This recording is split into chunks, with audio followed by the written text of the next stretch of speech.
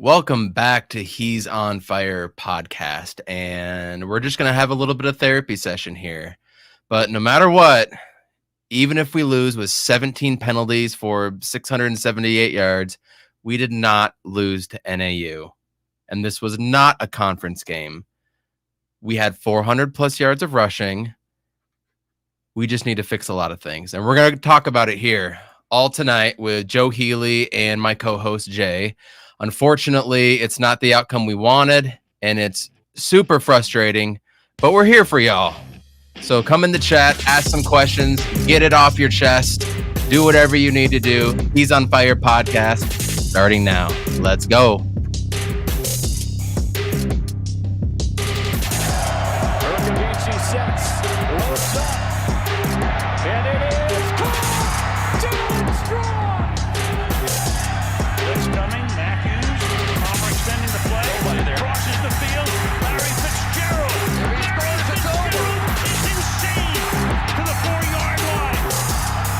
Looking, throws it alley. Oh! He puts it down! He puts it down! They're getting a little wobbly. The downfield shot IU. The foot race. They won't get it. Center field. The Diamondbacks are world champions.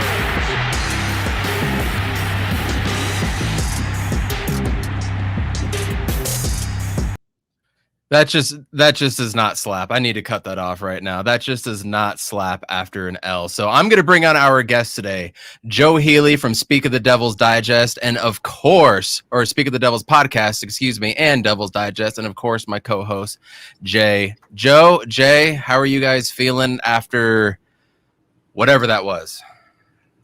I'm personally kind of over it pretty quickly, to be honest with you. I mean, if you have that many penalties, you don't deserve to win a game, even if you're in the game.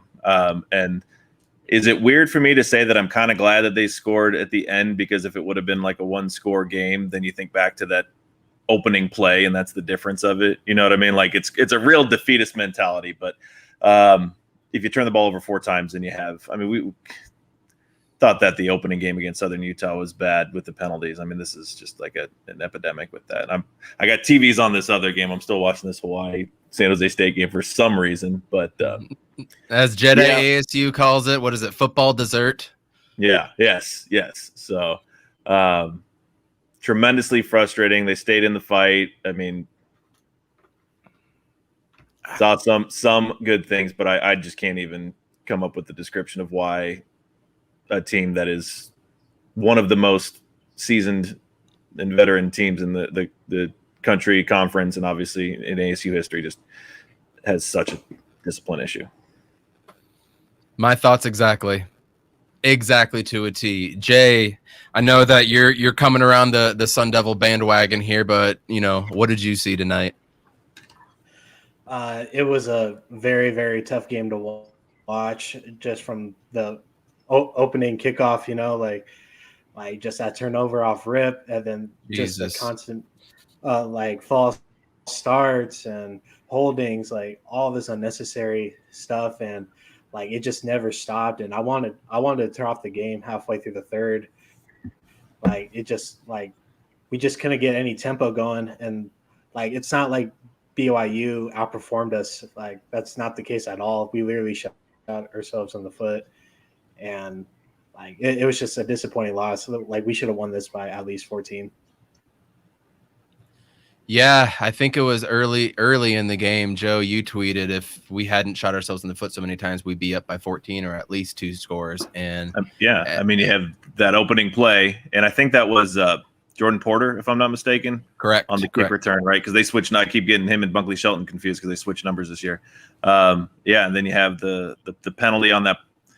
Hodges had that big reception down inside the 10, and they have a penalty, and that screwed that drive up. So, yeah, I mean, ASU, the first quarter, was completely in control. And that's why, as frustrating as it was, you felt confident in it. They just keep that going, and, things will work out. But they just let them hang around. And then that sequence, the second quarter was a nightmare with all those blown coverages. It just took them out of it. And the penalties, I don't know how many botched plays you had. I mean, how many offensive plays? I saw four. Where Jane Daniels and Rashad White just weren't on the same page, and White's going the different direction than Jane was expecting to, or whatever it was.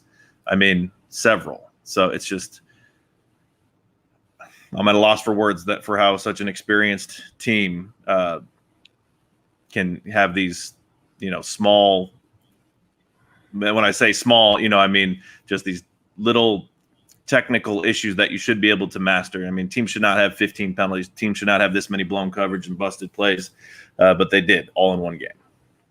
Now, is this attributed to this is their first true road game in really 2 years? Can some of that be attributed to that? Or like at this point, you guys are seniors, super seniors. Coaching staff has been here for 4 years. We know what we're doing. Like, what is it more to you? Is it the coaching? Is it the atmosphere? I mean, I honestly don't know, because I'd have to maybe talk to, my guy Kyle Murphy or somebody about, I mean, how do you coach players not to commit stupid penalties? I mean, I know how you can talk to a guy and not be like a Vontez Burfict out there getting personal fouls. I mean, that's a self-control thing. And obviously all penalties are a measure of self-control, but when it comes to false starts and things like that, like how do you teach someone, it's like, dude, just don't stand up yet kind of thing. I would imagine some of it, at least. I mean, when you have 15, it was the final number 15. I think I kind of just mentally blacked out after I saw the number. It was 16. It was 16. Okay, they must have got another one. Gotcha. Okay, they did. Yeah. So when you get that many penalties, I'm sure a good chunk of them are going to be, ones that are driven by being in a rough environment, because obviously you're going to get some penalties in a game, so maybe a handful, but.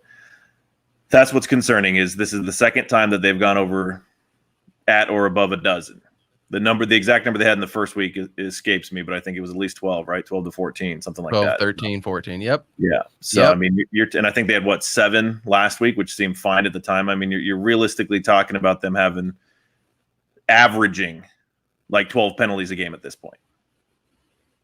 And we're not going to win many games like that. This is exactly what we went through with Dennis Erickson. These are the exact type of games. This is quickly becoming, and I'm not the type to get, too bent out of shape, and I kind of let things play out as they will, especially with this conference and the division looking like a nightmare, which I love to see. It's angling toward like that 2011 season, which was, a team that was built to be successful, not nearly as built up as this team. One that, could have won the division if they won, I think, like any one of their final like 5 or 6 games that they lost, that kind of thing, where it just was, a tremendous frustration. So I don't know the answer. And, I don't know if they're enough frequent offenders to where they're going to start mixing up the lineup and taking some older guys out and putting some younger guys in. I mean, I don't know. Now, we're not looking ahead quite yet, but the way that Colorado played this week, I mean, if ASU doesn't come out and exert their frustrations out on Colorado next week, then it's going to be concerning. We're gonna have a different conversation. So I hate to bring this up, but it's all over Twitter, and I'm sure anybody on Facebook that's watching too, if it's blown up on Facebook, a lot of people are saying this is year 4 of Herm. With everything that's going on with the recruiting stuff, and now it's kind of put up or shut up time. And then we go and we drop a game like this that we should have won. I'm not calling for anybody's head. I'm not saying anything like that, but whispers are starting, Joe. Are you starting to hear those anywhere, or are those just social media? Let's leave it as is. I mean, nothing that I would put any credence into. I mean, the ASU fan base, bless their hearts. It's a pretty wild place to live, as we know. So, if you go 3 and out to open any game, they're going to call for every single head coach to be, or every coach and assistant coach and professor and tutor and everybody to be fired and just remove the university from existence and something like that. Obviously this kind of has some memory. I mean, it's a different situation, but and it's not apples to apples, but I don't think it's apples to oranges, of kind of the feeling of like the Notre Dame game in 2013. Where that was tremendously frustrating. Now, that was later in the season. Other things had happened. ASU had beaten Wisconsin. I think they beat even USC before that game. So, it's, again, not apples to apples, but it was something where, at that point in the season, it was their second loss, and just things felt pretty frustrating. They were able to rebound and go from there. I mean, that's the significance of, as frustrating as it is, as much as it sucks, and as many trends are developing that could make this a really frustrating season, the fact that it's a non-conference game is a big deal. So kind of to go back to the question at hand, every goal that they had within the conference is still alive. And nobody, I've been checking, I think UCLA took the lead, but regardless, they've been, they're in a fight with Fresno State. So we'll see about that one. All the other teams, we have to go through them bit by bit, but everything in the division is still possible. So if they can, they're not a bad team. That's the thing. ASU is not a bad team. They've got a lot of talent, and we saw quite a bit of it on display. It just was so chunked out. I mean, that first quarter, that first drive, I mean, you saw the passing game really come alive. LV Bunkley Shelton. Yeah. Bunkley Shelton had kind of his breakout game. He looked like the player. I mean, he was a big deal coming here as a recruit, and he looked that part. Andre Johnson really stepping up, Pearsall making some plays. But and in the run game, you get Nagata out there, and my God, the dude, in a heartbeat, he's got 50, 60 yards.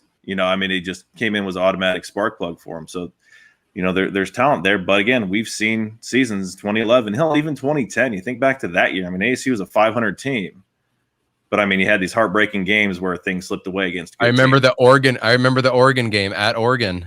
Well, you have the Wisconsin game on the road. You have that USC game on the road where a blocked 2-point conversion ran back for points was the difference maker there. You have a Stanford game with Andrew Luck when a bunch of Vontaze Burfict penalties, I think, were the culprit in extending drives there. So again, don't have to go through, back in time with everything, but this is reminiscent of something that we've seen. I think that's something that if you're talking about, what folks are getting agitated about on Twitter is, the same old type of thing. I tried to enter the season with some tempered enthusiasm, so I'm not quite at this, jumping off the ledge situation. But I mean, there's no way else to say it. It's pretty damn frustrating. Yeah, facts. I'm at a loss for words. So Jay, please come on in here and with whatever you got. I'm gonna swig a couple more of this beer and see if another thought can pop into my head with this massacre of penalties that we saw today. Well, one positive thing I can say is that everything that went wrong tonight is definitely fixable. Really, the penalties killed us right from the jump. And was there any reason why Nagata only had one carry in the first half? Was he injury? Yeah. Injury from last week or the week before. I think it was last week when he got all those carries too, and hurt he was in a sling a little bit too, if I'm not mistaken. Okay. So yeah, I wasn't impressed with BYU's pass rush from just the start of the game. So Rashad White, he really couldn't get his tempo going, and as soon as they put Nagata in the second half, he was just beating the edge. He was beating defenders, he was running over defenders, and I thought Herm came up with a good game plan, and I don't know what it was. The penalties, putting back Jaden Daniels, feeling more pressure, and the drop balls too. The balls were hitting the receivers in the hands, and yes, and in my opinion, every drop ball was a completed pass, and what really turned the game around was that almost pick six. The guy stepped out. That was the one. Play they didn't review, turnover. They didn't review that one, and they reviewed every other one. So I was just really confused. Your mic is dropping out just a little bit there. Just FYI, and you're freezing just a little bit, but no big deal. Yeah, that Merlin Robertson 60-yard fumble, that was definitely a killer. The thing that really gets me is time of possession. We won 32 minutes 23 seconds to 27-37. Rushing attack, we won. Total yards, we had more of. Everything was there. We opened up the playbook a little bit more, which was what I was thinking what was going on with UNLV and Southern Utah in their first two games. They were kind of holding it, but they just could not get into any rhythm because of all the damn penalties. And we can harp on that all we want, but as Joe said, everything we want is right in front of us. And the Colorado game, I almost feel like that's a must-win game at this point in the season. And I hate saying that. I hate being there, and especially with how bad the Pac-12 is right now. The Pac-12 is arguably worse than the Mountain West. The people can have that conversation and have some validity to saying that. Anything can obviously happen, but to where we want to go as a team, to where we thought we should be, it really feels like Colorado is a must-win game. Am I off on that, Joe, or am I overplaying that? Well, I mean, I'd say you're right in the sense of what Colorado is right now. You know, they haven't followed up because they were sneaky good last year. They kind of, you know, were one of the storylines of the COVID season where they actually did pretty well.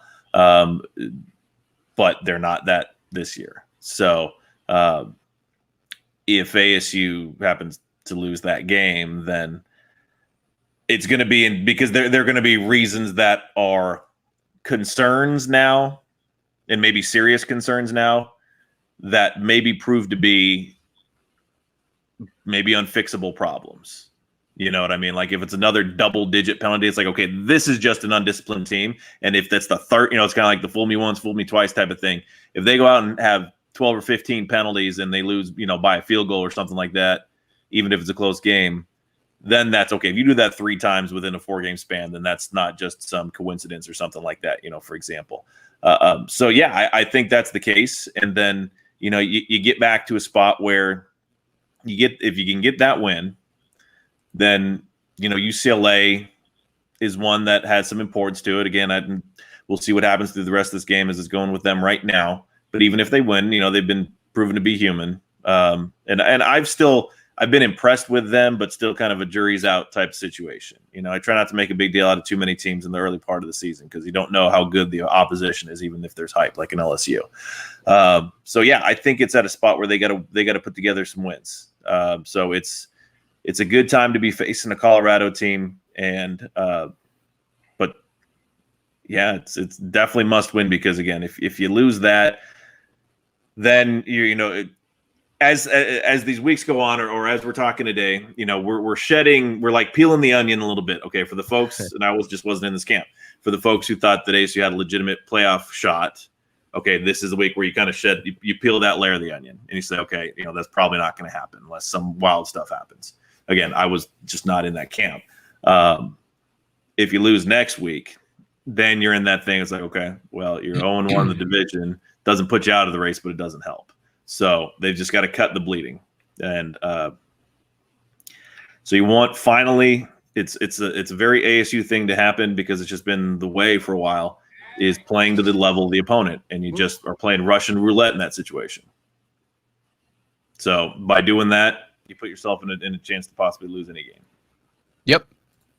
Yep, and I'm right there with you.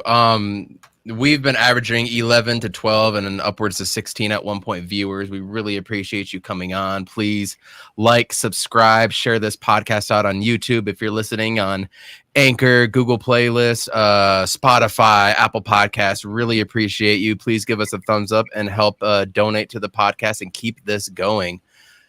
But again, no matter what, this is bad. This is worse. Yeah. That's worse. Yeah, that's bad. I'm really surprised. Like, you know, nobody on this podcast is a Arizona fan, obviously. But, you know, I kind of liked what Jedd Fisch was doing a little bit. It reminded me of what Todd Graham did, right? Like, just hyping everybody up. Let's get Rob Gronkowski out here. I think we talked about that for a minute. But seeing this, it salvages a week 3 of college football, right? Even just a little bit. Yeah, I mean that was unreal. I didn't see any of the game. I used to have Cox Cable, but I cut Pac-12 Network after when COVID hit and baseball, basketball were done for that year, and you know haven't really had a good reason to get it back, so I didn't watch that game. But I was following wrong the exact thing that you have, like the ESPN Gamecast.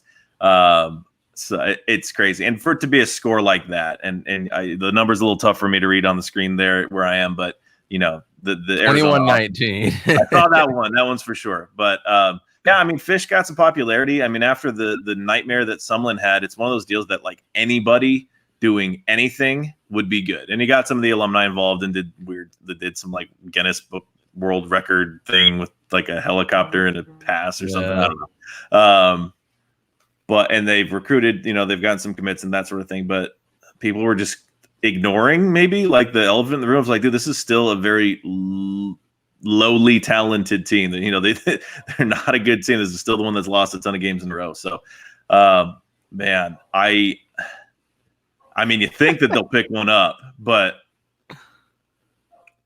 I mean, this was the one. Yeah. This was absolutely the one. They got Oregon next week, UCLA, and then Colorado. Watch they win that game. They have the weirdest damn luck against Oregon. They really do. There are like some teams that just like have the other team's number. Like there's no logic to it. It's just some programs like that seems to be the case. But I remember when Arizona was unranked. Oregon was ranked number 2. This was the 2008 season when Darren Thomas was quarterback.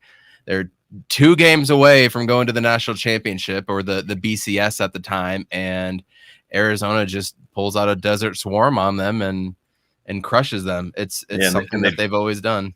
And they beat them in 2014 when that now Oregon waxed them in the conference championship game, but I think that they're the only loss in the regular season for Oregon when they went on to the first playoff and lost to Ohio State in the championship game with Mariota. But yeah, no, that is something that you love to see. It certainly gives you a little bit of a smile on a day like this, because that's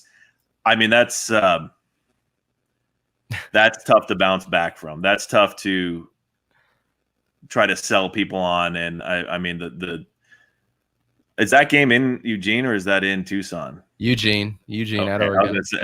If that were in Tucson, there would be nobody there. So you wonder what it's going to look like. And it's like I said, it's hard to put into words. I didn't think that they'd be that bad. I thought they were going to beat San Diego State last week. You know what I mean? Like just off the fact that, you figured that they could put something together, but man, that reminds me of your damn tweet about 10 minutes ago when you said San Diego State for BYU for Pac-12 South supremacy or something. Everybody, man, it's ridiculous. It's horrible. I hate it. That was like I had to hurt myself by saying that. It came to my head. I'm like, you know what? Screw it. I gotta say it. So. Yeah, that's been the talk of everything here in Utah for the radio shows out here. We can go through the Pac-12 right now. Currently, UCLA is losing, but driving against Fresno State with 1:33 left. Oregon had troubles with Stony Brook to start the game. It was only 17-7 at halftime. Colorado throws up an absolute dud against Minnesota. Oregon State beats Idaho. We had 63 yards of offense. Colorado had 63 yards of offense. We beat them in penalty yards by 2. Almost. Washington State was up 14-7. Oh, and how about that? How about Washington State getting a new quarterback and Jackson Dart absolutely throwing darts out there? How about that real quick? Did you see any of that game, Joe? I had a little bit of an eye on it during the day I was running around, but yeah, he comes in and does that thing, and that's frustrating because ASU had they were feeling pretty good about him in recruiting, so that was one that folks were hoping to get in Tempe. So that's, the thing that frustrates you. And I'm eager to see we were talking about on Twitter, what happens with Slovis now, because it's a similar thing to what happened when Slovis came in, when JT Daniels got hurt and Slovis comes in as a freshman, tears it up. Daniels never plays another snap at USC.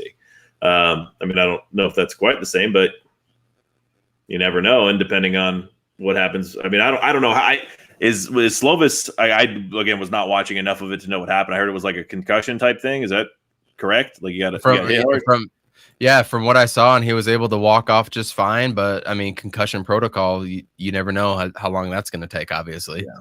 And with the new, interim coach and just trying to take any kind of.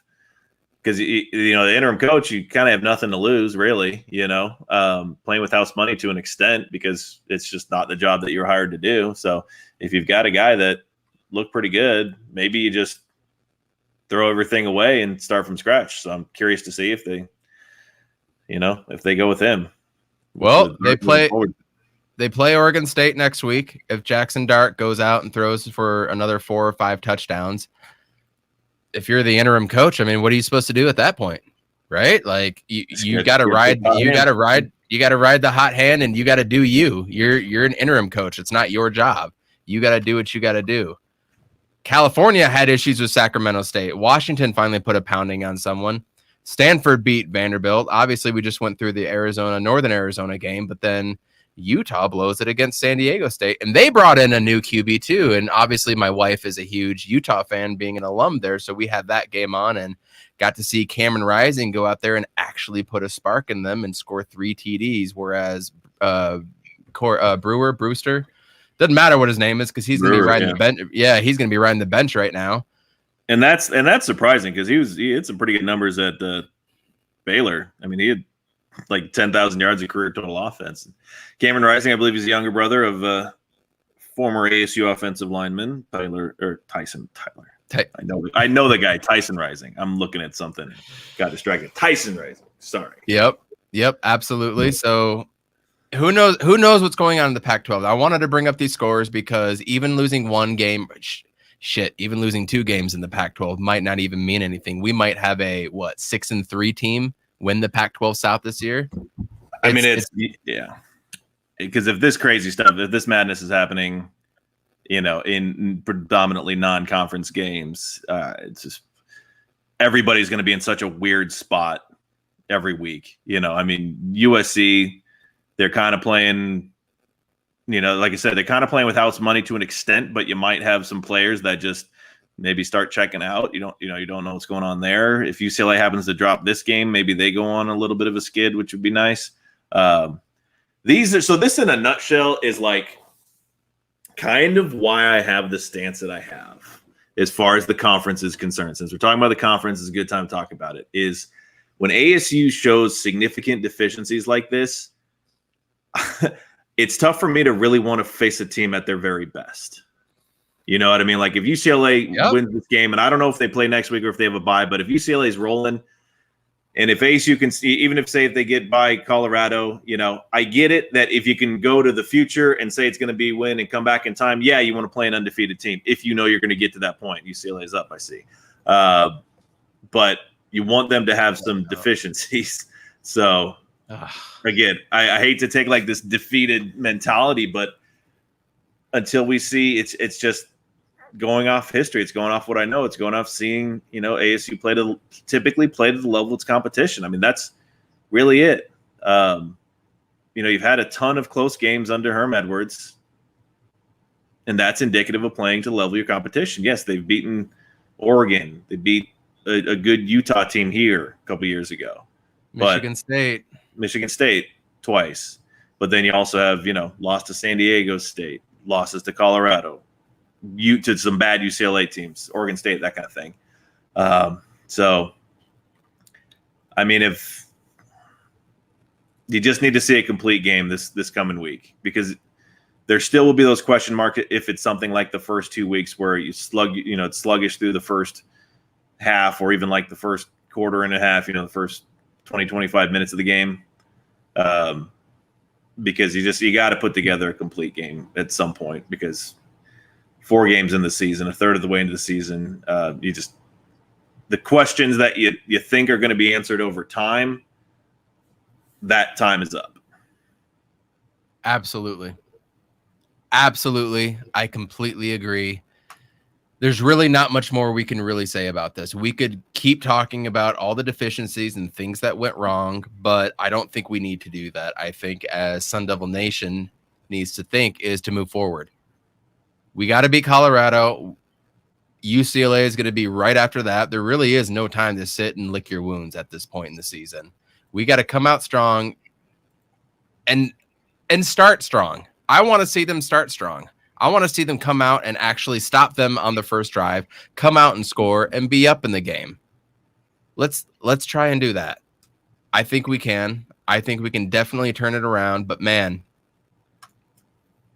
I don't even think Dennis Erickson had 16 penalties in a game. I don't, and I've been looking at Brad Denny's Twitter, and I've been trying to. I know that Brad had superlatives from that other game. making that game, the first game of the season, making that game seem like it was bad by comparison. And obviously this is worse. I mean, that's just, I for the life of me, I cannot put together what causes that. And, this week was a little different from that one because it was many more small penalties. I mean, yes. You know what I'm saying? Like it was a lot of offsides. It's a lot of false starts. It's, I don't think you had that one that I was afraid they were going to go back and call a targeting on Tyler Johnson again on that sack that he had. But, it wasn't, again, it's just tracking back my memory. It wasn't a ton of personal fouls and that sort of thing. I mean, you had some of that type of stuff, but it was this, man, the illegal downfield, the bane of ASU's existence from that UCLA game last year where they had all of them. I mean, yeah. So that's. And last year with COVID, the guys haven't been able to play together. Like you can make those storylines. And I'm looking at Brad's Twitter feed right now. Jaden Daniels just said crowd noise was a big factor. You scroll down a little bit, Zach Hill, crowd noise was a factor. Herm Edwards, the discipline of this team isn't very good, and that's my responsibility. Like, yeah, but I think everybody collectively needs to come in and just be better, be more tuned in, be more focused, and that just didn't seem the case. And honestly, it's a damn shame. It's a damn shame. Because realistically, I mean, you could break the game down into like 5 plays. You know what I mean? I mean, you could probably sum it up in a small handful of plays that made the difference. I mean, and you can do this in a lot of games. So I'm not picking and choosing, but it's just shows that ASU pretty much outplayed them for 85-90% of the game. But you have that kickoff, you have the play with Merlin, you have just those couple busted touchdown plays. I mean, it's one of those came off of a turnover, though. I'd say that the 2 Jaden Daniels interceptions, one that the guy was laying down and bounced up, and the BYU player just came and scooped it up. And that, the one that Curtis Hodges was involved with, I mean, that's a tough play because, that one too. You got to hold on to the ball, but and I know James is trying to make a play because I think it was a 3rd down, if I'm not mistaken. He kind of put him in a rough spot because, you throw that ball and he got his hands on it, you can make the play, but there was some contact right away. So, I saw a lot of people blaming Curtis Hodges, and I get it that when you have the ball in your hands, you got to make the catch, but it was a tough play to be made. So because that's another scary thing is that was one of the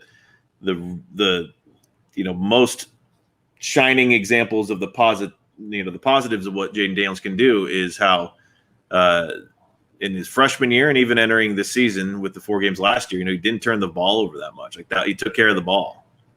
But now you've got a few interceptions through games, and he got bailed out of one in the opener that looked like an interception that was called an incomplete pass. So it's that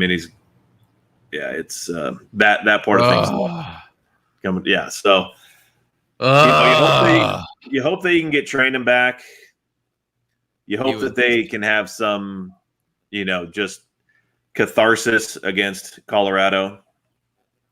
I mean, there's no reason not to. I don't know that I don't think I've watched Colorado play at all this year, but just going off the numbers, I mean, they scored 0 today, and I mean, I think they lose like 10-7 or 10-3 or something like that at Texas A&M. Which I mean, I know A&M lost their quarterback, but this team has scored single digits combined into the last 2 games. So, I mean, that's based on Arizona State's history.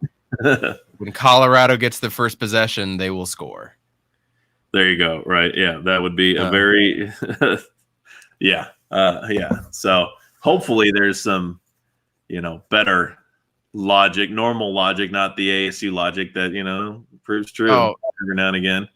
Dude, we're going to see #FireHerm within the first half. And then in the first half of ASU basketball's first game, we're going to see more Fire Hurley tweets. That's just who we are. And luckily ASU baseball has a new coach, so no one will say that for 2 years. You gotta give Willie a little bit of time at least. Yeah, hopefully. For all the people that were saying what they're saying, they got to get on board with that. But that's the thing is, I hope that I know that our ASU's fan base is somewhat fickle in nature, and I think that by and large, a lot of ASU fans make things out to be better than they are or worse than they are. And I think that this game and things surrounding it are a perfect example of that, because there are a lot of people that are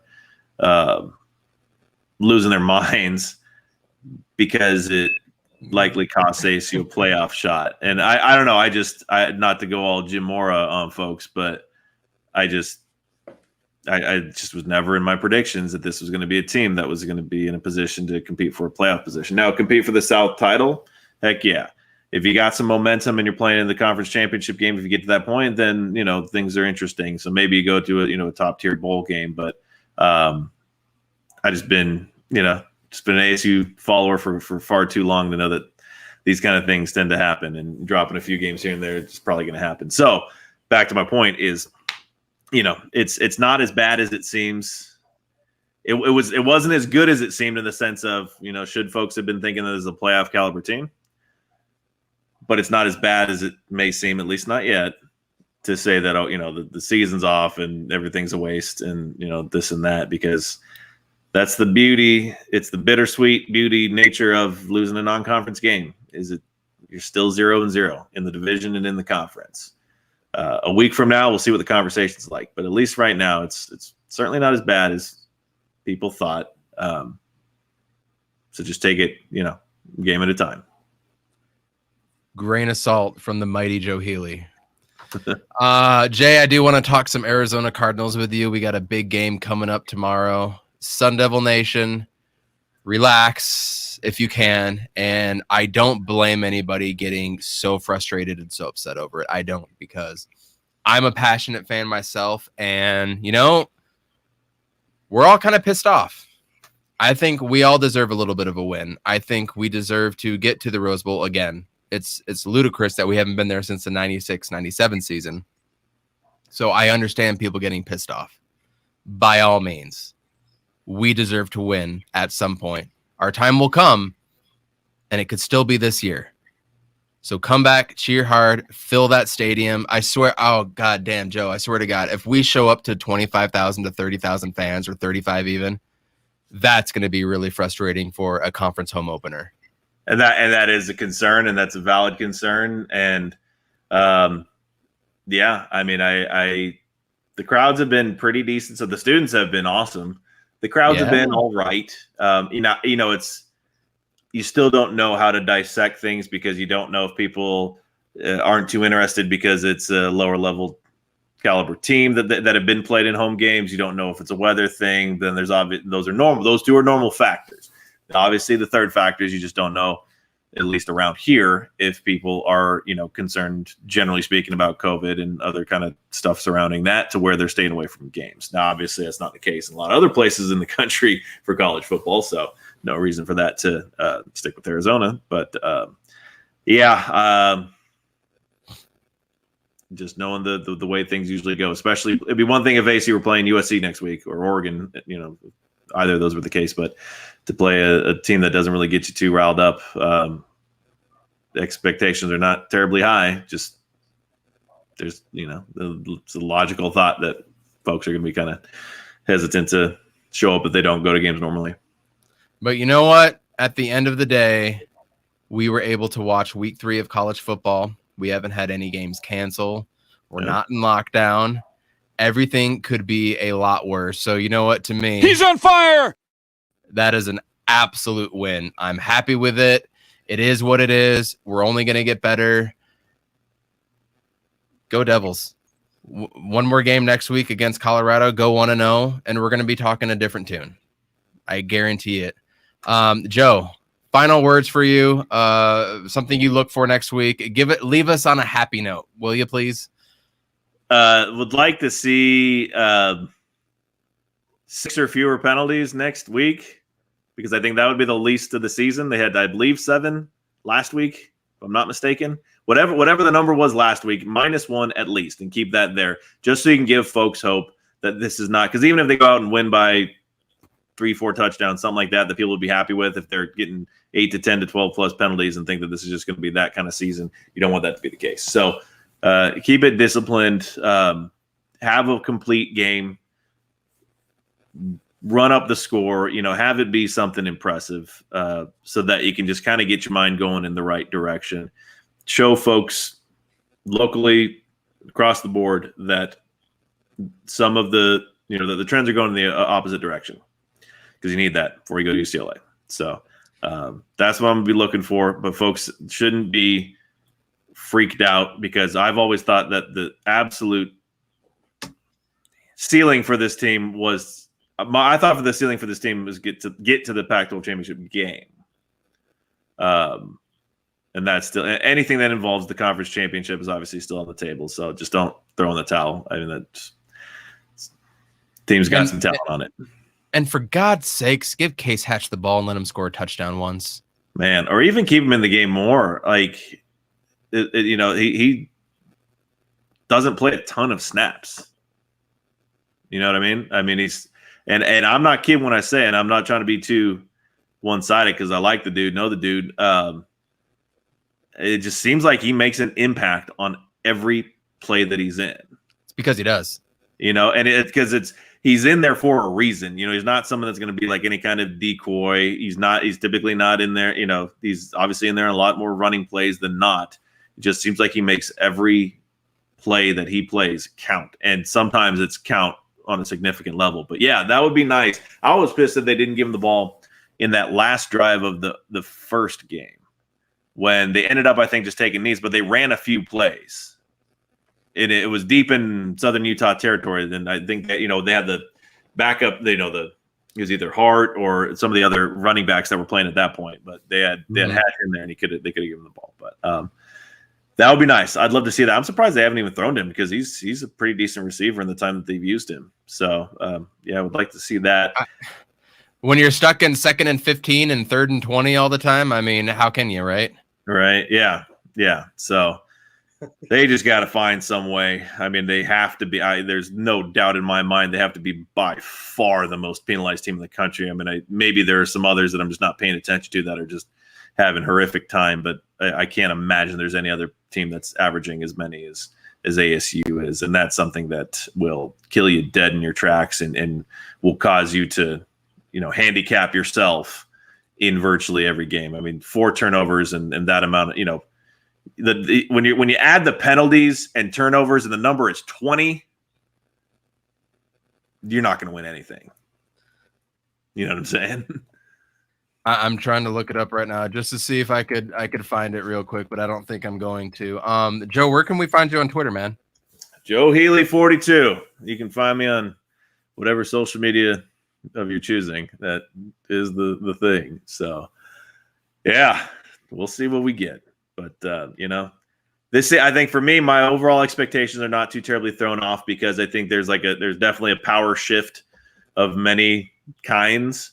And ASU also is typically good. They're good for that one game a year where they kind of pull it out of their tails. So, if trends continue, that's a thing. There are teams that are not looking quite as tough that, I thought would be tough. So if you sort that and say, okay, BYU, UCLA, they're better than people thought, but others not so much, we're good. But yes, Joe Healey 42. I'm just a rambling man here tonight. It was a rough game, so I don't blame you at all. But thank you so much for coming on. If you guys haven't listened to Speak of the Devils podcast, please do. I think it's every either Tuesday or Wednesday that you guys come out with one, so I get to have a little fun at work when I'm just doing my own thing, and I can put you guys on, and really gets me going for what's going on the week ahead. So keep doing your guys' thing, and we really appreciate you. Thank you again for coming on, Joe. Yes, sir, buddy. Which was under a little better circumstances, but always happy to join. It will be next time. Have a good one, my man. Yes, sir, bud. Cheers. Shout out, Joe. Shit. Shit. That's all I can say about the game. It is what it is. They lost. They got beat by a more disciplined team. And it's really amazing how talented you can be, but then you don't pay attention to the little things and you can get beat. It's incredible. Absolutely incredible. I mean, even on Merlin Robertson's interception fumble, he had it in the opposite hand. He was doing what he was supposed to be doing. And I don't even know if he actually stepped out of bounds. I've seen a few BYU players or fans, excuse me, come up into my mentions or DMs, send me a video, and it really didn't look like he stepped out of bounds. So it is what it is. But you know what? Out with the old, in with the new. We've got a game tomorrow. Arizona Cardinals, Minnesota Vikings. I feel better about this game the more we move closer, an inch closer to it. How are you feeling about tomorrow? I'm feeling good for the most part, just because the Vikings are like a photocopy of how the Titans are ran, and like Kirk Cousins and Ryan Tannehill are like right here. Their wide receiver room isn't crazy. We got Titans and Vikings are literally like neck to neck. So there's no reason why we can't just wipe the floor with them tomorrow. I completely agree. I don't think anybody has faith in God. I gotta stop saying I listen to myself and I say so many damn times. I gotta stop that.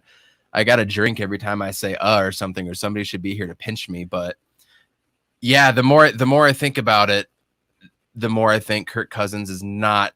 He's not the guy that everybody thinks he is, or even that he was in Washington. And I think everybody, including Salty and Ahmet, called this game a win to start the season. And if we can stop Derrick Henry, what makes anybody believe that we wouldn't stop Dalvin Cook, right? I trust Vance Joseph at this. Whoa, I just said that. I trust Vance Joseph. He's heating up. Oh, that's what the hell.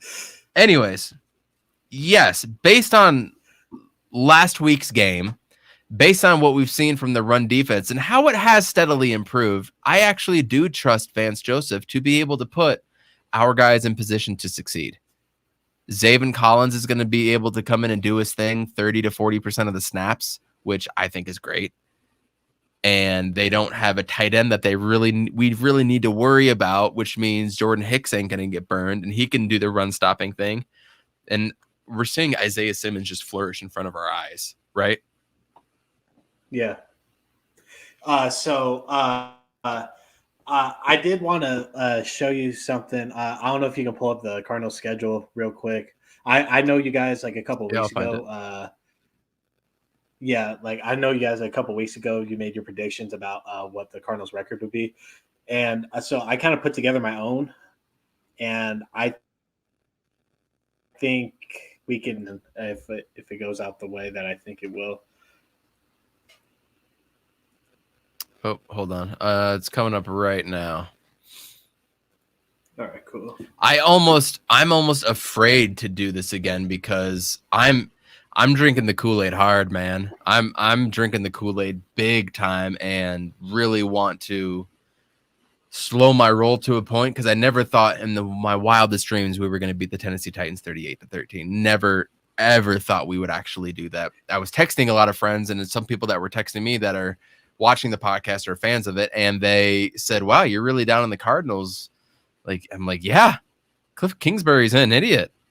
It's like, well, I drafted Kyler Murray to my I drafted Kyler Murray to my fantasy teams. Like, I wanted to, but I don't trust him. And everybody's reaction was, well, he was like a top 4, top 5 quarterback last year in the same system. And I was like, that's a really good point. But anyways, I got the schedule pulled up. This is really great content for everybody listening and not watching us on YouTube. This is great that you can see everything. But tell me, what do you got? Okay, so I think guaranteed wins will be the Minnesota game tomorrow, the Jacksonville game, Houston, Carolina, Chicago, Detroit, and Indianapolis. In my opinion, so that's 6 games. So that's 6 games. 3, 4, 5, Minnesota, 7, Jacksonville, 7. Houston, Carolina, Chicago, Detroit, Indianapolis, 7. Yeah. So in my opinion, I think we should win those. I'm sipping off the Kool-Aid from week 1. That's kind of what I'm going off of. But I think what's really going to decide our season is that 3-game stretch, from the Rams, Niners, and Cleveland. If we go 2 out of 3 in those games, we're looking at second, third seed in the NFC for sure.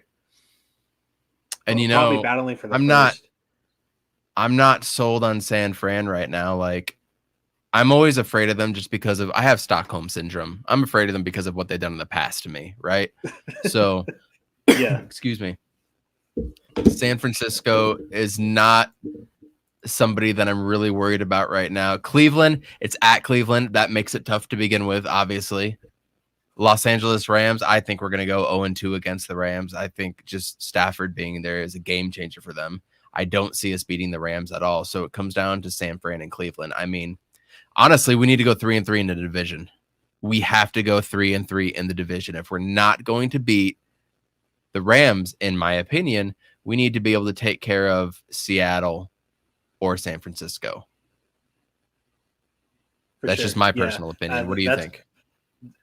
That was my exact thought. Like Matt Stafford looked great week 1. Kyler Murray definitely deserved the NFC Offensive Player of the Week. Oh, but, bro, don't even. I know. But yeah, I know.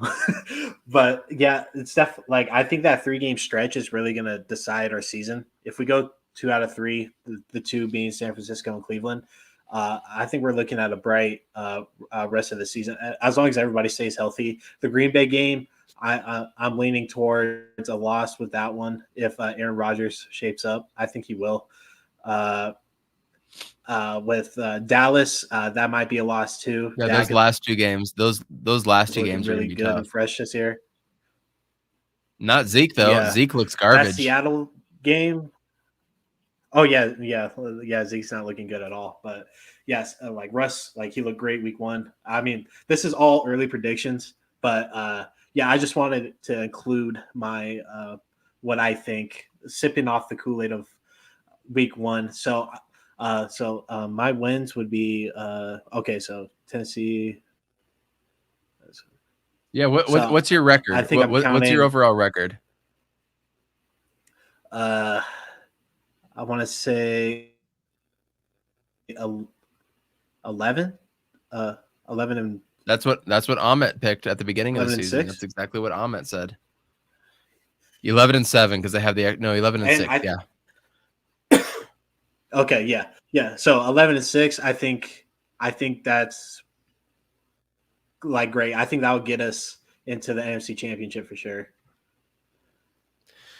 Well, you heard it here first. We're going to the NFC Championship game. So big news for the podcast, though. I don't know if anybody's ever heard of 49ers Cutback. 49ers Cutback is a YouTube show, and they've asked He's on Fire podcast to join them Tuesdays at, I believe it's 6 o'clock my time, 5 o'clock on the Pacific side. And they're going to have a little NFC West roundtable with the Rams, a Rams podcast, Seattle podcast, obviously 49ers Cutback. So please go follow them. You guys, thank you so much for tuning in as well. I am soon going to be on Suns Jam session. I've been talking to John. He had to cancel the other day because of his new work schedule, but John is actually going to be coming on with us after the Jacksonville game. So a week from tomorrow, John Vojta will be joining us from Suns Jam session. He's a big Cardinals fan. So this is a good time for him to talk a little Arizona Cardinals stuff and not Phoenix Suns fully and exclusively. He told me he's excited to break out a different type of jersey. So excited what he's going to do. And he shouted me out on the last Suns Jam session. I really appreciate you, John, and Matthew Lissy. Of course, we're going to get Matthew on at some point. And coming up in probably about 2 weeks-ish, we're going to have a full NBA roundtable. I want to get Ahmet on here. If Salty's available, I'd love to get him. I'm going to talk to Romp, maybe Suns Geek, and get a couple guys from around to really get us a good full roundtable discussion on what is going to go down in the NBA season. Because, man, can you believe that training camp opens in like 2 or 3 weeks? Training camp is right around the schedule for your Western Conference Phoenix Suns. 16 days, I think, is what I saw already. Days. That's going to be good stuff. Tomorrow, I said, again, hold on, drink. I said, tomorrow, we're going to be coming on at 9:30 Mountain Time, which is 8:30 Pacific, local Phoenix time. We're going to talk about week 2 of the NFL and all things that happened with the Arizona Cardinals, of course. Please like, subscribe, share this podcast out. Please go to Anchor, donate. I said, Please go to Anchor, donate to the podcast, and help keep us going. Go to Spotify, send me a like. I said, again, see how many times I do it, bro? Man. Oh, gosh, that's my third one in like 5 seconds. Go to Spotify, Apple Podcasts, Google Playlists, all those, and like, subscribe, listen to us. We really appreciate your support. Sadly, Arizona State fans, it did not end the way we wanted it to. But as the mighty Joe Healey says, he doesn't get too wrapped up into it because his expectations weren't up there. Mine were. My expectations were. With that many super seniors, with a coaching staff that has been there for 4 years now, we have a horrible recruiting class coming in. And it's very clear that in the future that Arizona State might not be where we want it to be because of the recruiting allegations. Just allegations at this point. That they're just going to affect the recruiting, and we don't know what to expect in the future. So this was a very, very important season. And if Herm Edwards can't get it done, I might have a few more things to say. But thank you so much for joining He's on Fire podcast. We are going to be back Sunday night tomorrow, 8:30 local time. I promise we will be back on Wednesday. I apologize for missing this past week. I am personally moving. A lot of things are going on in life right now. And, life just gets busy. It is what it is. But we are going to be here this Wednesday, 9:30 my time, 8:30 local time. And Brad Denny, the other half of Speak of the Devils podcast, is going to be joining us as well, too, to talk all things Sun Devils. We'll see if Jay and Amit can come on so we can look to week 3, it would be, for the NFL. And maybe we'll talk a little Sun stuff. Maybe a trade will happen by then. I don't know. I am going to work on getting Flex on the show, but he's big time now, so we'll see. Please tune in. Please like. Please subscribe. Love y'all. We are going to get out of here. He's on Fire podcast. Thank you so much again for tuning in. Forks up, Bird Gang, be red, see red. Be there tomorrow. I can't wait for the game. Cardinals are going to win 34-18. Let's go. Let's go. Urbandici sets. Loads up. And it is caught. Down strong.